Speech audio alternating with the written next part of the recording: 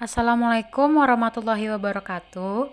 Perkenalkan, kami dari kelompok 3 ingin mempresentasikan mengenai eksternalitas. Kelompok kami terdiri dari Aliza Putri Ramadhani, Ivana Monika Dewi, dan juga Bayi Karisa Kunia Larasati. Ruang lingkup yang akan kita bahas hari ini adalah eksternalitas positif, eksternalitas negatif, dan juga kebijakan pemerintah dalam mengatasi eksternalitas. Eksternalitas sendiri adalah biaya atau manfaat yang didapatkan oleh pihak ketiga yang tidak dapat memilih untuk mendapatkan atau tidak dampak tersebut. Contoh nyata dari eksternalitas adalah pada perusahaan listrik yang membangun pembangkit listriknya dekat dengan pemukiman penduduk. Biaya yang harus ditanggung oleh perusahaan tersebut hanya meliputi biaya operasional dan pembelian bahan bakar pembangkit. Namun, penduduk yang tinggal di sekitar pembangkit mengalami penyakit pernafasan karena polusi yang disebabkan oleh pembangkit tersebut. Eksternalitas positif adalah aktivitas ekonomi yang menyebabkan dampak positif pada pihak ketiga. Eksternalitas positif dibagi menjadi dua, yaitu produksi dan konsumsi. Yang pertama adalah eksternalitas positif produksi. Dapat dilihat pada grafik di samping bahwa social cost yang dirasakan oleh masyarakat sekitar lebih besar dibandingkan dengan private cost yang dirasakan oleh perusahaan. Contohnya seperti perusahaan yang menyediakan pelatihan-pelatihan P3K dan keselamatan kerja. Eksternalitas positif konsumsi dapat dilihat pada grafik di samping bahwa private marginal benefit lebih rendah dibandingkan dengan social marginal benefit. Oleh karena itu, orang-orang mengonsumsi barang lebih sedikit dibandingkan dengan nilai idealnya.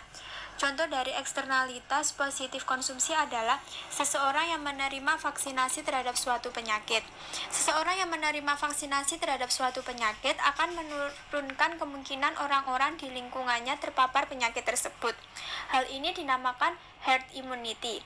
Hal ini terjadi karena penyakit tidak dapat menyebar melalui individu yang sudah divaksin, sehingga semakin banyak orang yang divaksin, semakin kebal masyarakat terhadap suatu penyakit. Selanjutnya ada eksternalitas negatif. Eksternalitas negatif adalah aktivitas ekonomi yang menyebabkan dampak negatif pada pihak ketiga. Dampak ini dapat muncul saat tahap produksi, distribusi, atau konsumsi dari suatu produk. Rata-rata eksternalitas negatif berhubungan dengan dampak lingkungan dari kegiatan ekonomi.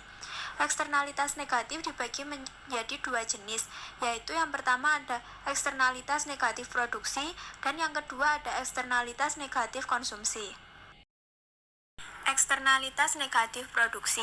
Pada grafik di samping dapat dilihat bahwa private cost yang ada lebih kecil dibandingkan dengan social cost. Oleh karena itu, perusahaan dapat memproduksi barang lebih banyak dibandingkan nilai optimalnya jika sudah memperhitungkan eksternalitas.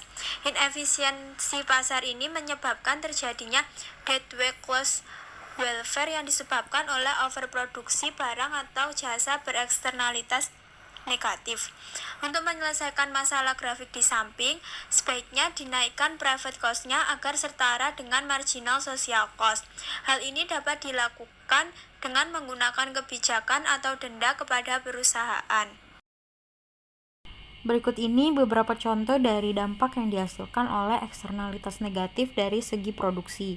Yang pertama ada polusi udara, kerusakan pada tumbuhan dan bangunan, atau yang biasa disebut hujan asam, serta penyakit pernafasan dan kulit.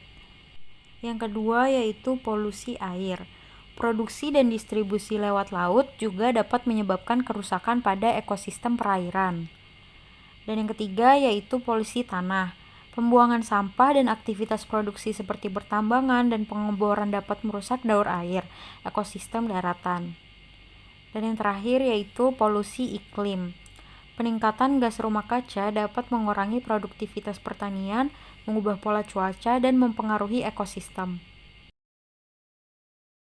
Eksternalitas negatif konsumsi dapat dilihat pada grafik di samping bahwa social marginal benefits lebih rendah dibandingkan dengan private marginal benefits.